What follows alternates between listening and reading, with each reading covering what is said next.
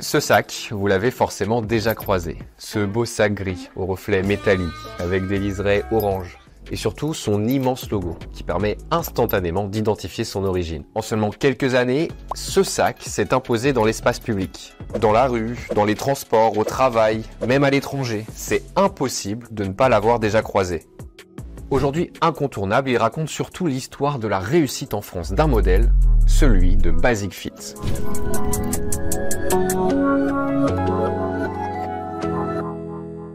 Basic Fit, c'est une franchise de fitness née en 1984 aux Pays-Bas et qui va rester une chaîne nationale pendant presque 30 ans.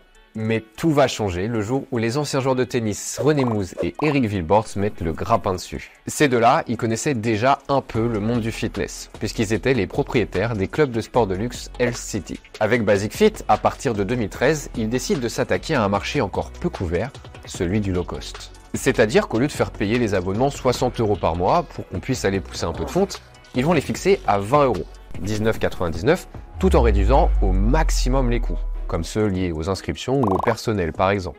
L'objectif, séduire une plus large clientèle et permettra à monsieur et madame tout le monde de faire du sport. En 2014, Basic Fit ouvre son premier club en France. Et plus de 10 ans plus tard, on peut considérer que le pari de la marque est réussi. En France, toute enseigne confondue, il y a 5000 salles de sport et plus de 5 millions d'adhérents. Fin janvier, Basic Fit inaugurait son 800e club en France, et pas n'importe où, puisqu'il a ouvert sur les Champs-Élysées.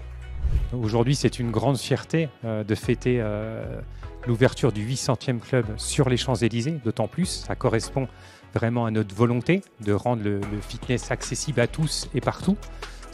On est présent aujourd'hui sur tout le territoire français, sur toutes les villes de plus de 30 000 habitants. Donc on va dire dans des petites villes régionales de 10 000 habitants, comme sur les Champs-Élysées. Donc aujourd'hui, ça correspond vraiment à notre ADN de rendre le fitness accessible par la localisation, mais également par le tarif avec des offres très très abordables. La marque emploie aujourd'hui 3000 personnes, compte plus de 2 millions de clients en France et représente presque 20% du marché du fitness dans l'Hexagone. La France est également le pays où Basic Fit s'est le plus développé, puisque 60% de ses salles y sont implantées. Et toutes les villes françaises de plus de 30 000 habitants ont au moins une salle de l'enseigne. Mais à quoi doit-on ce succès? On a posé la question à cet homme entouré de ses fiches. Il s'agit de Virgile Caillet, délégué général de Union Sport et Cycle, la première organisation professionnelle de la filière sport. Basic Fit a bénéficié ces dernières années d'une conjonction de facteurs extrêmement favorables qui ont participer à son explosion sur le territoire français. D'abord, il y a eu le phénomène de la crise sanitaire. Et beaucoup de Français ont éprouvé un besoin absolu de se mettre en mouvement, de faire de l'activité physique. Et c'est vrai que les salles de sport, c'est un endroit assez privilégié où on a tout le matériel et il y a une certaine simplicité. Ensuite, un deuxième phénomène qui est un petit peu lié, corrélé, c'est que ce besoin de faire du sport a été notamment ressenti par les jeunes. Et notamment les millennials qui se sont rués dans les salles de sport avec ce sujet un peu de l'apparence, d'entretenir son corps, etc. Et il se trouve que Basic Fit avait une offre qui était parfaitement adaptée aux finances des jeunes. Pour tous ces jeunes qui ont envie d'avoir une activité physique, qui ne veulent pas les contraintes d'une association, d'horaires, etc. et pour qui ce système un peu de porte ouverte convient parfaitement bien, eh bien naturellement ils s'orientent vers cette offre de Basic Fit largement ouverte sur l'ensemble du territoire et à un tarif très accessible. Donc effectivement, leur offre marketing est parfaitement ciblée pour cette population des millennials et des moins de 30 ans. Bien sûr, il y a aussi un élément qui a joué un rôle essentiel dans l'image de Basic Fit. Et on en a parlé en début de vidéo, c'est son fameux sac. Reconnaissable entre mille, il est devenu l'égérie de ces salles de sport au point d'en devenir un phénomène viral. Il est régulièrement moqué sur les réseaux sociaux, plusieurs comptes Instagram lui sont dédiés et il est même revendu sur les plateformes comme Vinted ou Le Bon Coin. C'est une belle inspiration marketing et comme toutes les inspirations marketing, parfois ça part de pas grand-chose. À partir de 2021, l'enseigne décide pour tous les nouveaux abonnés d'un an, donc 12 mois, eh bien d'offrir ce sac à dos. Et ça, c'est la bonne idée marketing. Il y a une sorte de phénomène qui se crée d'identification, de fierté d'appartenance, de reconnaissance. Et donc, on commence à voir fleurir ces sacs à dos un petit peu partout.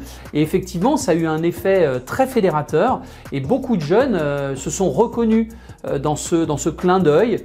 Alors on peut toujours discuter des couleurs, de l'enseigne, etc. Mais c'est très, très fédérateur et ça a été aussi un accélérateur. L'autre facteur qui explique le développement de Basic Fit en France, c'est que l'attrait global des Français pour la musculation et le fitness a grandi dans la même période.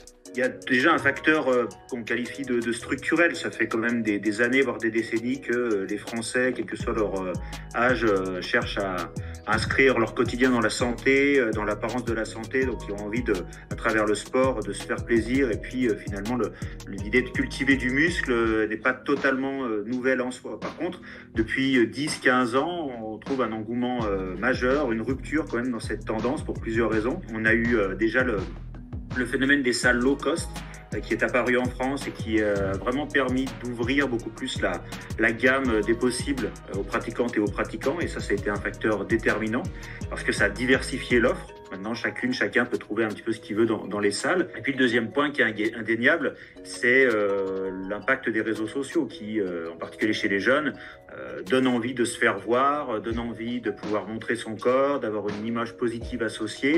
Et puis ça, en retour, ça donne encore plus envie à d'autres de faire pareil. Donc on a vu vraiment une croissance de la consommation. Et ça donne aussi l'idée à certains, en particulier certains jeunes, d'être entrepreneurs de leur corps via le coaching, les phénomènes d'influenceurs, d'influenceuses, pour multiplier le nombre de personnes qui ont envie de s'inscrire dans les salles, qui ont envie de construire leur vie autour de la salle. Et ça crée un engouement massif aujourd'hui pour la pratique en France. Alors, attention, tout n'est pas tout blanc quand on parle de Basic Fit. La marque a notamment été critiquée pour sa politique de résiliation, considérée par certains comme difficile et mal expliquée au moment de la souscription.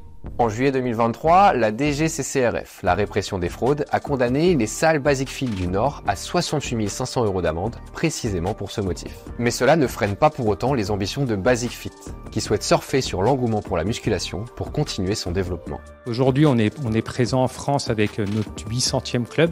On a une volonté de continuer effectivement à toucher chaque Français dans tout le territoire. Et c'est pour ça qu'on a un objectif d'aller jusqu'à 1200 clubs en France à l'horizon 2030. Donc ça, c'est vraiment l'objectif de Basic Fit et d'être présent, d'être leader sur tous les marchés sur lesquels on est présent, c'est-à-dire les 6 pays européens, que ce soit les Pays-Bas, la Belgique, le Luxembourg, la France, l'Espagne et l'Allemagne. Le développement de Basic Fit et plus généralement des salles de sport low cost risque à l'avenir de se confronter à un nouvel acteur, les salles de sport de combat en pleine progression, portées notamment par l'engouement pour le MMA. Une concurrence nouvelle qui pourrait resserrer le marché. Je fais référence dans mon ouvrage et dans mes travaux à l'idée du capitalisme des vulnérabilités, une forme historique du capitalisme dans laquelle on se situe depuis les années 1980, qui renvoie davantage l'individu à lui-même et qui l'expose de plus en plus à des vulnérabilités. Étant donné qu'on vit dans un monde où on a plutôt l'impression que les vulnérabilités s'accroissent de divers ordres, eh bien, je pense que ce type de salle qui appelle les gens à pratiquer, à trouver finalement une ressource valorisante et sécurisante à travers leur corps, qui leur apprennent aussi à créer des muscles plus fonctionnels, parce qu'il y a tout l'engouement autour des salles de sport de combat qui permettent de chercher à lutter directement contre certaines formes de vulnérabilité. Tout ça fait que ce type de salles, selon moi, dans les 10 ans à venir, ont encore un bel avenir justement et qu'elles vont continuer leur croissance d'une certaine manière. Maintenant, comme dans d'autres secteurs du capitalisme, on s'aperçoit que seuls certains grands acteurs en général peuvent subsister sur un marché. Donc à mon avis, on aura plutôt une tendance à la concentration du secteur autour de 3-4 grands groupes qui vont dominer le marché plutôt que au développement d'une multitude de salles qui se feraient concurrence les unes par rapport aux autres.